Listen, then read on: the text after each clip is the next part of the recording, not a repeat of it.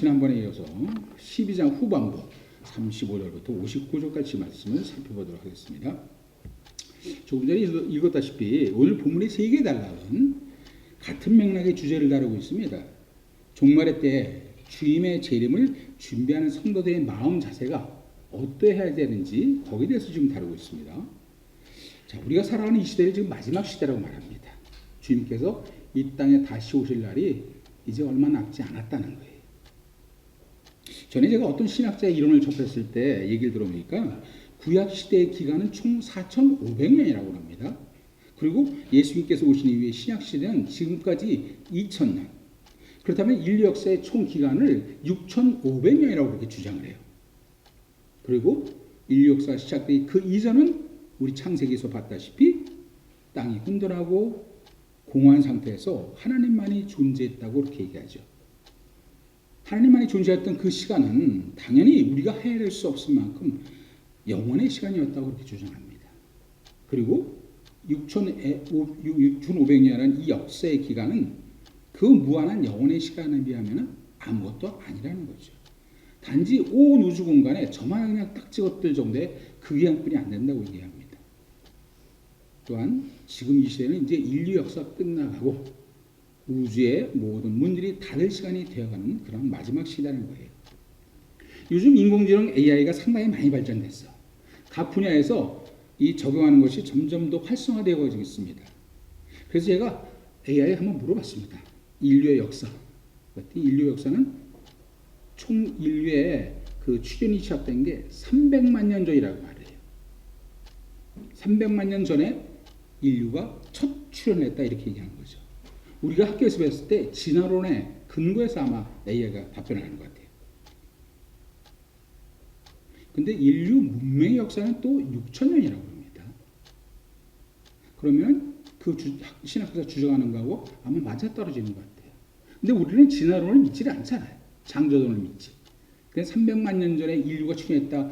거기서부터 진화했다는 것은 우리는 신빙성이 없다. 우리는 진화론을 믿지 않는다. 이렇게 되죠. 창조론을 믿기 때문에. 그래서 아마 6,500년이라는 이 창조의 역사를 말한 그 신학자의 말이 맞는지도 모르겠어요. 어느 게 맞는지 확실하게 알 수는 없는 거죠. 하지만 예수님께서 말씀하신 세상 마지막 때의 징조들이 지금 온 세상에 지금 나타나고 있습니다. 이 시대가 마지막 시대라는 건 분명한 사실인 거예요. 자, 그렇다면 이제 얼마 남지 않은 이 시대에, 이 마지막 시대의 성도들은 어떻게 살아가는가? 어떤 마음으로 살아야 되는가? 어떤 자세로 살아야 되는가? 오늘 본문이 거기에 대한 답을 주고 있습니다. 자, 먼저 예수님은 깨어 준비하고 있으라 이렇게 말씀하시죠. 언제라도 주님의 재림을 맞이할 상태가 되어 있어야 한다. 이 말씀인 겁니다. 35절을 보면 예수님은 결론부터 말씀하십니다. 결론도 지금 두 가지를 말씀하시고 있어요. 하나는 허리에 띠를 띠라. 또 하나는 등불을 켜고 서 있으라. 그리고 거기에 대한 설명을 계속해서 이어가시죠. 자, 허리에 띠를 띠라 이렇게 말씀하시는데 그 의미가 뭘까요? 당시 이스라엘을 비롯한 그 팔레스틴 지역의 사람들은 옷을 상당히 길게 입었어요. 왜냐하면 뜨거운 태양 그리고 모래바람을 막기 위해서였습니다. 자, 그러다 보니 옷이 길다 보니까 일하기가 매우 불편한 거예요. 그래서 활동하거나 일을 하기 위해서는 옷이 걸리적거리지 않게 띠를 띠고 옷을 몸에 완전히 고정시켜야 됐습니다.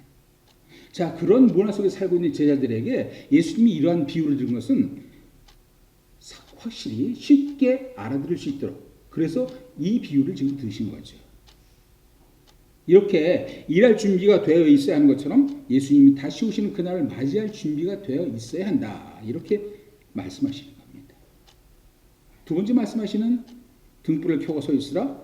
이것 역시 의미상 크게 다를 바가 없습니다. 자, 예수님은 혼인집에 갔다가 집으로 돌아오는 주인의 비유를 드십니다.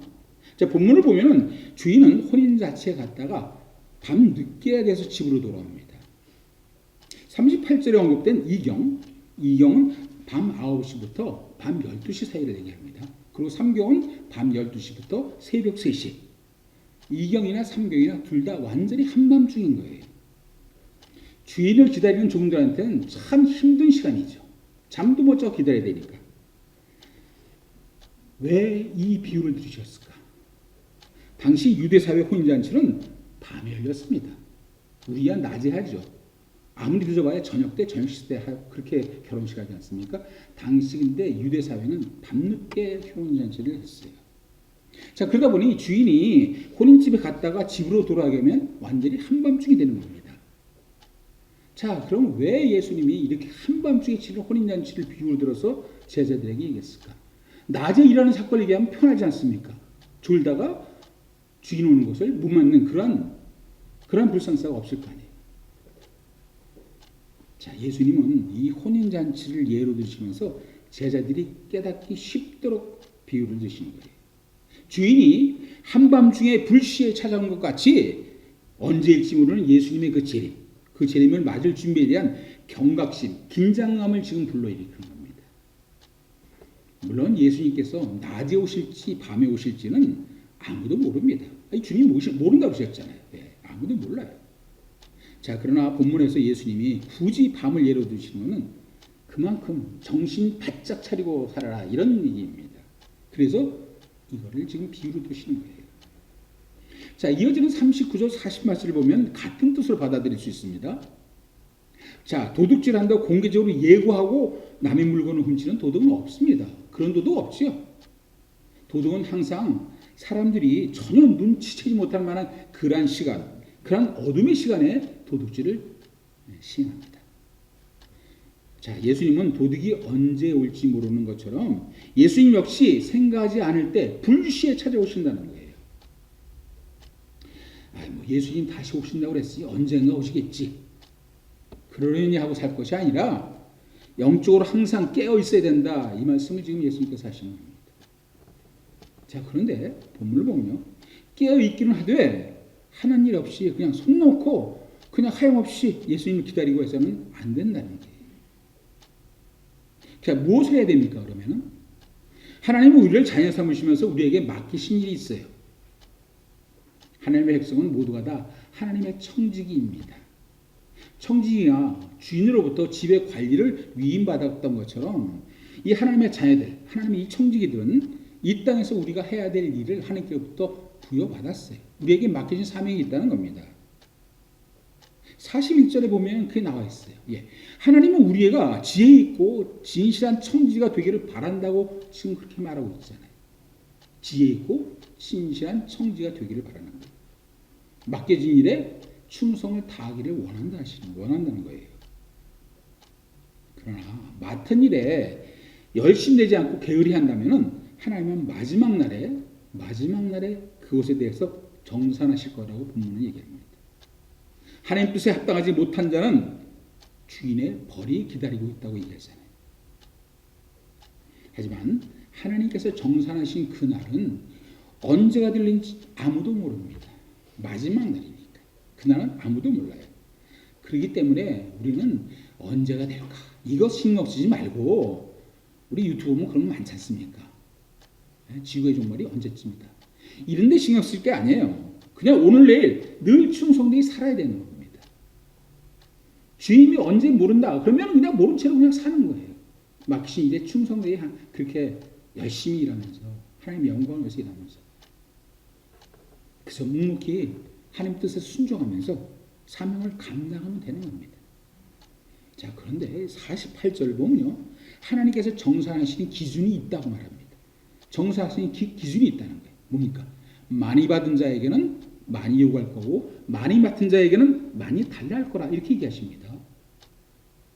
많이 받은 자는 많이 요구할 거고 많이 맡은 자는 많이 달라. 자, 하나님은 청지기 된 자녀들에게 일을 맡기시면서 아무런 도구도 없이 그냥 빈손으로 일하도록 그렇게 내버려 두시지 않았어요. 일을 충분히 감당할 수 있도록 각자에게 걸맞는 은사와 재능을 다 주셨습니다. 은사와 재능 안 받은 사람은 아무도 없습니다. 자녀들이면 다 주신 거예요. 자, 그렇게 자기가 맡은 일에 필요한 재능과 은사를 받았다면 받은 만큼에 대한 열매를 맺어야 하는 겁니다. 아니, 하나님께서 은사의 재능을 개인 주셨겠습니까? 그거 활용해서 하나님의 일을 하라는 거예요. 그만큼 열매를 맺어야 된다는 겁니다. 자, 은사와 재능을 부여받고도 하나님의 뜻에 따라서 활용하지 못하거나 혹은 준비가 되지 않아서 은사조차도 받지 못한 자에게는 뭡니까? 지금 하나님의 벌이 임한다 이렇게 얘기하고 있습니다. 주었는데도 그것을 제대로 활용하지 못해서 하나님 뜻에 합당하지 못한 자들. 그리고 준비가 되지 않아서 은사조차 받지 못한 사람. 이게 누구 얘기합니까? 준비가 안 된 사람은 예수 그리스도를 믿지 않는 사람이에요. 이런 사람한테 하나님께서 은사 주지 않습니다. 이런 자들은 하나님의 벌이 임하는 거예요. 마태복음 24장 50절과 51절이 그렇게 말하고 있습니다. 제가 한번 읽어보겠습니다. 생각하지 않은 날 알지 못하는 시각에 그 종의 주인이 이르러 어미 때리고 외식하는 자가 받는 벌에 처하리니 거기서 슬피 울며 이를 갈리라. 아주 무서운 문이죠. 살아된 전 하나님께서 주신 달란트를 가지고 충성된 청지기의 사명을 감당하는 우리 모두가 되어야 할 겁니다. 자, 그런데 다음 단락을 보면 예수님 말씀 얼핏 들어보면 이게 참 이상하다 싶을 만큼 이해할 수 없는 말씀하십니다. 믿지 않는 사람들이 들으면 이게 자칫 오해할 수 있는 그런 말씀이에요. 예수께서 세상에 오신 것은 평화를 주기 위해서가 아니라 분쟁을 일으키기 위해서 왔다는 겁니다. 이게 뭔 말입니까? 세상을 구원하기 위해서 메시아가 세상을 분열시킨다. 이거 쉽게 받아들이기가 어려운 말씀이죠. 자, 그러나 예수님은 자신이 이 땅에 불을 던지러 오랬다고 분명히 말씀하십니다. 불을 이 땅에 던지기 위해서 왔다는 거예요. 여기서 예수님이 말씀하신 이 불은 다른 게 아니라 바로 심판을 얘기합니다. 예수께서 오심으로 인해서 이 땅에 실질적인 심판이 시작되었다는 거예요. 누가 그렇습니까? 누구를 예를 들을 수 있습니까?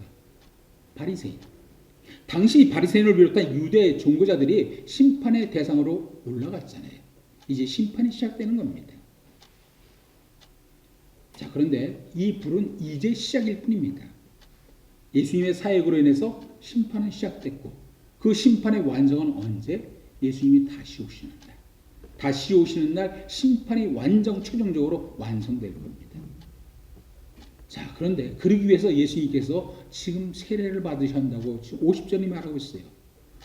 자신이 세례를 받아야 된다는 거예요. 그 세례가 뭘까요? 십자가의 죽음. 네, 십자가의 죽음. 십자가의 죽음을 자신이 받아야 된다. 피할 수 없는 그러한 과정입니다. 어떤 과정이요? 인류 구원의 과정. 그 과정을 거쳐야지만이 하나님 뜻이 이루어지고 인류가 구원받을 수 있다는 거예요. 그래서 예수님이 자기가 피할 수 없는 받을 세례가 있다고 지금 말씀하시고 있는 것이죠. 자, 그런데 그 다음에 보면은 예수님이 이 땅에 오문해서 어떤 일이 발생할지를 지금 얘기하고 있습니다. 어떤 일이 발생할 것이냐. 자, 한편으로는 화평이 이루어져요. 다른 한편으로는 분쟁의 양상이 펼쳐질 거랍니다. 화평과 분쟁. 자, 하나님 나라의 화평은 이 땅에서는 세상에서의 분열을 초래합니다. 왜 그렇습니까? 하나님 나라의 가치하고 세상의 가치하고 다르기 때문에 그래요. 그렇기 때문에 분열이 일어날 수밖에 없는 거예요. 자, 예수 그리스도 오시는 것은 믿는 자에게는 평화의 성취입니다. 그죠? 예수 그리스도께서 오셔서 믿는 자에게 평화가 이루어지는 거예요. 그런데 그 평화는 세상에 주는 그런 성격의 평화가 아닙니다. 단지 하나님 앞으로 나가서 회개하고 하나님과의 관계가 회복될 때 그때 부여되는 영원한 평화, 영적인 평화예요. 그 평화를 지금 예수님께서 주시기 위해서 오신 겁니다. 자, 반면에 믿지 않는 사람들에게는 어떻게 됩니까? 예수님 오신 것이 심판의 불씨가 됩니다. 예수님이 안 해줬으면 좋은데 예수님이 오신 바람에 믿지 않는 자들은 심판의 불씨를 받게 되는 거예요. 심판을 당하게 되는 것이죠. 자, 그렇게 화평과 분열 이게 있으니 믿는 자하고 믿지 않는 자 사이에 분쟁이 일어나지 않겠습니까? 당연히 분쟁이 일어나는 거예요. 이쪽은 화평, 이쪽은 심판인데 당연히 그 가치가 다르니까 분쟁이 일어날 수밖에 없습니다. 분쟁이 안 일어나면 그게 오히려 더 이상한 거죠. 자, 그런데 이 분쟁이 심각한 게 뭐냐? 가장 가까운 가족 간에 이게 일어난다는 거예요. 이 분쟁과 분열이. 아버지와 아들 사이에, 어머니와 딸 사이에 예수 그리스도로 인해서 가정에서도 분열이 일어난다는 겁니다. 자, 아버지를 택할 거냐? 아니면 예수님을 택할 건가? 딸을 택할 건가? 예수님을 택할 건가? 이런 문제가 생기는 거예요. 자, 이게 쉬운 것 같습니까? 자, 남도 아닌 혈연 관계에서 양자택일 해야 되는 거는 이게 엄청난 고통이 수반되는 겁니다. 말로는 쉬울 것 같지만은 현실로 닥치면요, 이게 말처럼 쉬운 게 아니에요. 제게 그 오래전에 구성된 전도팀이 하나 있습니다. 제가 몇 개 그 전도팀이 구성돼서 이제 가끔 만나기도 하는데 그 가운데 한 팀에 소속된 자매 한 분을 위해서 제가 지금도 기도해 주고 있어요. 그 자매는 결혼한 지가 상당히 오래됐어요. 벌써 한 10여 년이 흘렀는데 한 10년 정도, 15년 정도 됐는데 예수님 믿는다는 사실 때문에 남편한테 엄청나게 지금 핍박받고 있습니다. 이 친구가, 이 남편이 하나님이라면 완전히 쌍심지를 두고 반대하는 그런 불신자였어요. 처음에 팀원들한테 기도를 부탁하더라고요. 근데 팀원들이 기도를 했어요. 그리고 그 다음에 만났는데 전부들 의견이 안 했으면 좋겠는데 이 얘기예요. 근데 이미 뭐 대충 결정은 난 상태니까 안 할 수는 없고. 그래서 결혼을 했는데 그 당시보다 지금이 갈수록 더 고난이, 고통이 심해진다는 겁니다. 이 불신자와 믿는 자의 차이에 거기서 분열이 생기는 겁니다. 작년에는 손찌검까지 얘기가 나왔어요. 그래서 이혼까지 얘기가 갔다가 이게 또 이게 이혼한다는 게 쉬운 문제가 아니잖아요. 나이가 지금 벌써 많이 들었는데. 그래서 그냥 이혼 얘기는 다 무화되고 그리고 그냥 사는데 이게 엄청나게 지금 고통 속에 있답니다. 자, 그런데 예수님은 분명하십니다. 예수님은 분명하세요. 마태복음 10장 37절을 보면은 아주 냉정하니 많지 매우 단호하게 말씀입니다. 단호하게 말씀하세요. 마태복음 10장 37절. 아버지나 어머니를 나보다 더 사랑하는 자는 내게 합당하지 아니하고 아들이나 딸을 나보다 더 사랑하는 자도 내게 합당하지 아니하며. 자, 누구를 택하라는 겁니까? 가장 가까운 가족 가운데 분열이 생겼을 때 누구를 택하라는 거예요? 아버지나 어머니를 나보다 더 사랑하는 자는 내게 합당하지 아니하고 아들이나 딸을 나보다 더 사랑하는 자도 내게 합당하지 아니하며. 아주 단호하십니다. 단호하십니다. 자, 하나님에 대한 신앙 문제로 인해서 가정이 분쟁하게 되는 그러한 일이 발생한다고 예수님은 지금 분명히 말씀하시잖아요. 마지막 시대 그렇게 된다는 거예요. 자, 가족들 모두가 다 하나님 안에 한 신앙 공동체인 가정, 이건 매우 큰 복을 받은 겁니다. 가장 큰 복입니다. 자, 그런데 방법이 없는 것도 아니에요. 가족 중에 예수님을 아직 영접하지 않은 사람이 있다. 그러면 어떻게 해서든지 그 가족을 예수님 앞으로 데리고 오면 돼요. 코를 깨서라도 데리고 와야 됩니다. 하나님께서 얼마나 기뻐하시겠습니까? 자, 보세요. 까딱하다가 하나님이 선택의 대상에 오를 뻔했어요. 그죠? 아버지냐 아들이냐. 하나님이 까딱하면 선택의 대상에 오를 뻔했는데 지금 그 믿지 않는 자를, 믿지 않는 가족을 예수님께로 데려왔다. 하나님은 구원받을 하는 자녀가 하나 더 생겼으니 상당히 기뻐하시죠. 당연히. 그거를 해야 되는 거예요. 가족 중에 아직 길 건너편에, 저 건너편에 서 있다. 데려와야 되겠죠. 이웃에게도 마찬가지입니다. 그게 바로 하나님께서 기쁘시라는 청지기의 삶인 거예요. 하나님께서 그 일을 우리에게 지금 맡기신 겁니다. 자, 이렇게 자신으로 인해 분쟁이 야기될 것을 말씀하신 예수님은 마지막 단락에서 또다시 시대를 분간할 것을 지금 경고하십니다. 시대를 분간하라. 경고하고 계세요. 지금이 어떤 때인지 분명히 깨달아 알아야 한다는 거예요. 첫 번째 단락에서 또다시 마지막 시대를 재차 강조하고 있는 것이죠.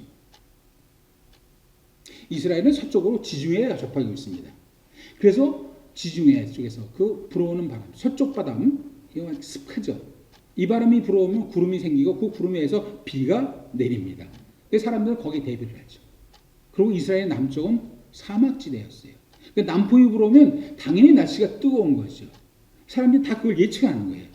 자, 그런데 그렇게 기상의 변화는 예측하면서도 정작 메시아 예수님이 지금 오셨는데 예수님을 지금 받아들이지 않는 거예요. 거부하는 거예요. 하나님 나라가 선포됐는데 거부하는 겁니다. 아주 무관심하고 전혀 반응이 없죠. 예수님이 지금 그걸 얘기하시는 거예요. 이 시대를 지금 분간 못하고 있는 거죠. 메시아가 왔는데도 누군지조차 모르며 배척하고 있는 그 시대 분간을 지금 못하고 있다는 거예요. 당시 유대인만 그랬습니까? 지금 이 시대는요. 마찬가지 아닐까요? 예전에는 노방전도 참 많았어요. 그죠? 길거리에 가면 노방전도 하는 사람 많았습니다. 예수천국, 불신지옥 이래가지고. 요즘은 어쩌다가 가끔 푸는 분들이 있어요. 근데 그런 분들을 바라보는 주위 사람도 어떻습니까? 무관심할 뿐만 아니라 아주 시선이 따가울 정도예요. 저 사람들은 뭐 하는 거야? 이렇죠. 이게 바로 예수님의 재림을 준비하는 게 아니라 예수님을 완전히 부인하는 그러한 시대인 겁니다. 지금 시대가 그래요. 예수님이 지금 뭐라고 하십니까? 마지막 부분에 마지막 날이 오기 전에 늦기 전에 해야 될 일이 있다고 58절에서 말씀하십니다. 뭘 하랍니까? 화해를 하라고 말씀하십니다. 자, 어느 누구하고 무슨 문제가 있어 송사할 일이 생기면은 자, 법정에 가기 전에 재판 받기 전에 상대와 합의를 보고서 좋게 끝내는 게 그게 현명합니다. 법정까지 가서 재판 받으면 좋을 일 아무것도 없어요. 네. 자, 여기 58절에 등장하는 고발하는 자는 누굴 말합니까? 예수 그리스도를 말합니다. 자, 예수님께서 누군가를 고발하고 법정으로 데려가신다는 거예요. 아니, 예수님이 무슨 억하심정에서 사람을 고발합니까? 예수님이 여기서 고발한다면 뭐 때문에 이러시겠어요? 그 사람의 죄악 때문에 고발하는 거예요. 죄악 때문에 그 사람을 고발하고 법정으로 데려가는 거예요. 그래서 법관 앞에 세우는 거죠. 법관 재판장 누굽니까? 하나님이죠. 그래서 죄로 인해서 고발당하고 하나님의 심판을 받게 될 거라 이렇게 말씀하시는 거예요. 여기서 옥절은 당연히 천사를 얘기하죠. 하나님의 명령을 받아서 재판을 시행하는 사람. 옥절에 바로 천사에 의해서 옥에 갇히게 된다. 지금 예수님 그걸 말하는 거예요. 자, 예수님이 여기서 권면하는 게 뭡니까? 화해하라는 거예요. 살아생전에 화해하라. 법정에 가기 전에 고발자 예수 그리스도와 화해하라. 지금 얘기하십니다. 자, 그럼 예수님이 어떻게 화해하면 됩니까? 화해는 어떻게 해야 되는 거예요? 예수님의 복음의 말씀 듣고 예수님을 구주로 인정하는 것. 그게 바로 화해인 거예요. 죄악에서 벗어나서 하나님의 자녀가 되는 방법. 예수님과 지금 화해하라고 얘기하는 겁니다. 이게. 그렇게 죄를 고백함으로 해서 하나님의 심판을 피해야 된다. 이걸 얘기하시는 거예요. 조그만 죄라도 있다면은 옥에서 빠져날 수 없다고 지금 59절에 얘기하잖아요. 빚이 조금이라도 있으면 못 빠져나온다는 거예요. 그래서 살아생전에 늦기 전에 화해를 해라. 고백하라. 자기의 죄를 고백하고 회개하라. 하나님 앞으로 나오라. 지금 예수님이 그걸 얘기하고 있는 것이죠. 당시 유대 종교자들은 지도자들은 예수님을 메시아로 인정하거나 완전히 그를 배척했어요. 예수님을 해칠 그러한 기회만 노리고 있었죠. 그러한 자들이 바로 옥에 갇힐 자들인 거예요. 근데 우리는 다르죠. 우리는 예수님과 이미 화해했습니다. 그 옥에 갇히지 않을 자들이에요. 자, 그런데 우리가 사는 이 세상은 아직은 안전지대가 아닙니다. 왜요? 죄가 만연해 있는 어둠의 세상이에요. 까딱 잘못하면 우리도 그 죄 가운데 빠질 가능성이 아주 농후한 세상입니다. 그래서 예수님이 우리에게 항상 깨어있으라 얘기하는 거예요. 그 어둠의 세상에 빠지지 않기 위해서. 이 사단하고 어둠의 영들은요, 상당히 교묘합니다. 인간은 도저히 사단하고 어둠의 영들을 이길 수가 없어요. 예수님이 아니면 도저히 안 됩니다. 그래서 예수님을 항상 믿고, 그리고 예수님을 따라야 되는 거예요. 그래야지만 그 감옥에서 우리는 갇히지 않고 그 감옥에 들어가지 않는 거죠. 자, 그런데 주님께서 깨어있으라 말씀하시는데 이게 무슨 뜻입니까? 뭐 밤낮 눈 부릅뜨고 있으라? 이게 아니죠. 깨어있으라. 영적으로 깨어있으라는 얘기예요. 영적으로. 영적 무지에 빠져 있어서 메시아를 알아보지 못하는 그 바리새인들처럼 그런 상태, 영이 잠들어 있는 상태에 있지 말고 영이 깨어있으라. 이렇게 하는 거죠. 자, 그럼 영이 깨어 있으면 어떻게 해야 됩니까? 어떤 게 영이 깨어 있는 상태예요? 지금 예수님 어디로 가십니까? 예루살렘으로 가시는 거예요. 그동안에 지금 이 예루살렘 가는 이 길이 이제 6개월 정도 남았다고 학자들은 얘기합니다. 벌써 2년의 세월이 지났고 2년 반의 세월이 지났고 6개월 정도 남은 시간이거든요. 2년 6개월 동안 지나간 과정 동안에 예수님은 제자들에게 많은 가르침을 주셨어요. 이적을 보여주시고 거기에 대한 교훈을 많이 주셨어요. 오늘 본문 보면요, 예수님 더 이상 가르침 없습니다. 그냥 경각심만 주시는 거예요. 깨어 있어, 깨어 있어. 그리고 가르침 아무 말씀 없습니다. 이미 2년 6개월 동안 다 해줬다는 얘기. 깨어 있으라는 게 뭡니까? 그 가르침 다 지키라는 거예요. 오늘 우리 아까 교동문에서도 얘기했죠. 뭡니까? 내가 너에게 분부한 모든 것을 가르쳐 지키게 하라. 이 말씀하는 겁니다. 내가 너희들에게 분배하고 가르치는 모든 것들, 이거를 지키는 것. 그게 바로 깨어있으라는 그 얘기입니다. 자, 이 경각심의 요구에는 그동안의 어떤 가르침보다도 더 깊은 주님의 경고가 담겨 있는 것을 알아야 됩니다. 가르침 하나 대신 엄청난 경고가 이 가운데 담겨 있는 거예요. 깨어 있으라. 하나님의 말씀을 지켜야 되는 거죠. 예수님의 가르침을 지켜야 되는 거예요. 왜 그렇습니까? 이제 마지막 시대에 그거 잊어버리고 살면은 그저 옥에 가는 겁니다. 그 말씀 지키고 살아야 됩니다.